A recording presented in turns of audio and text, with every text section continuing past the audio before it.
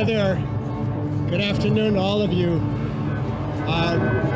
24 years ago to the day, 20 Muslim men were flown into Guantanamo Bay. That was the beginning, because 20 became 780 over the next 6-7 years. One of those first 20 was one of my clients, Mohammed Ghanem.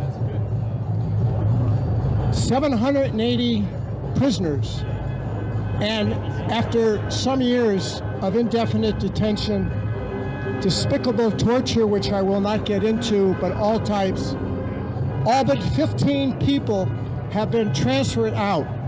That means that there's a 98% caseload of where President Bush and his administration did it wrong, because they said, we're going to bring in the worst of the worst to Guantanamo Bay. And yet all but 15 have been transferred out without any charges ever, without any trial ever. And so we're down to 15 detainees, and the question becomes, do we need to keep up Guantanamo to hold 15 prisoners? Let me quickly tell you about the 15. 3 of them have been cleared for transfer. They're ready to go home. 3 of them, the government said, we can never try these people. We will never go after them because we've tortured them so badly, their testimony can never be used. 2 of them were convicted having nothing to do with planning the 9/11 attacks. And they're sitting in a prison there in which they could be brought to any prison in the federal United States, including maximum federal facilities. What is left then are 5 to 7 prisoners who have been there, some of them for 20 years. And in fact, they've been in what's called a military commission system for 18 years, some a little less, but 18 years. This is a failed system because the government refuses to bring prisoners, who they call the worst of the worst, into the United States to face federal court trials, where we have had hundreds of terrorists, not from Guantanamo but elsewhere, who have been tried and convicted in the United States federal courts and then placed into maximum federal security if needed. We can close Guantanamo. We do not need to keep it open. Why is it open? It's because our president, beginning with George W. Bush, and Congress have refused to allow the expediting of releasing these prisoners. Part of the reason that we still have Guantanamo open is because I believe in my heart that most of the people have forgotten. It's been out of sight, out of mind. That's the reason that Bush put them in Guantanamo on foreign soil. We do not see them. The hearings are secretive. The reporters in Guantanamo are not allowed to speak to the prisoners. It's a terrible thing. We can do better than that. But now we have an urgent problem to close Guantanamo, because Trump has opened it up to immigrants who have been taken from the United States soil onto and deported to Cuba. And wouldn't you know it, it's deja vu all over again, in the words of Yogi Berra. Because in 2002, Mr. Donald Rumsfeld and others said, we're going to get the worst of the worst. Proven wrong.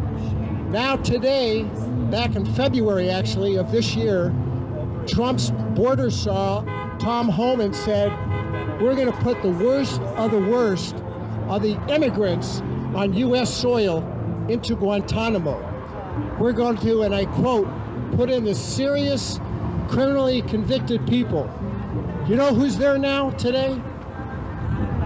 We've had over 710 people thus far, 710, and almost every one of them Our neighbors and people from across the country who have lived here peacefully 5, 10, 20 years, and they're picked up. No serious convictions, but rather no convictions, no arrests. It's unright, it's unreal, and this is what's going on.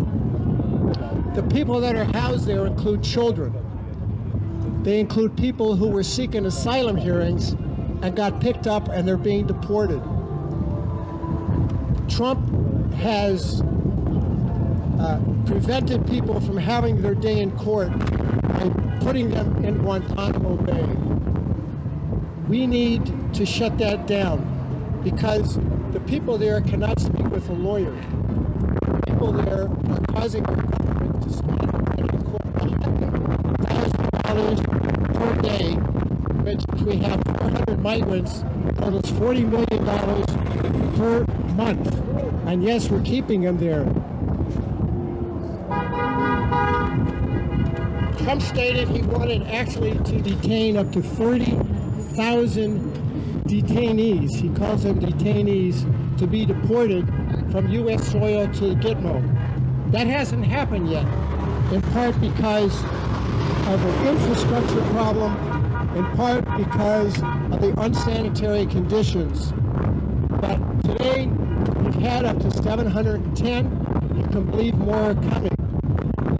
Today, we have 22 Cuban immigrants. That is to say, people who were living on U.S. soil and were picked up, and they're now in Cuba. We don't even know if they're U.S. citizens. We do know they're from U.S. soil. And the interesting thing about this, in my mind, as an attorney, is that the deportation of the 22 Cubans was done 1 week after a federal district court judge the U.S. government, the Trump administration, is barred from deporting people to a detention camp in Guantanamo Bay. This goes to show all of us that President Trump is not for the rule of law. He's trying to be a strong man, and we need to stand up and we need to make our voices heard, because the only way we're going to get this done is public outcry. We need to speak up, both to the president, who is interested in statistics and what the public is, and to our congresspeople who can quickly put an end to this. Thank you very much. Thank you very much, Michael. That was all good. Shane, where's Shane? All right, our next speaker is Shane Cuhey. He has been facilitator of LGBT Greens, fostering the Green Party as an electoral alternative, and we do need an electoral alternative, since 1990, and of Out Against War, promoting peace and justice within and beyond the Los Angeles LGBT community since 1993.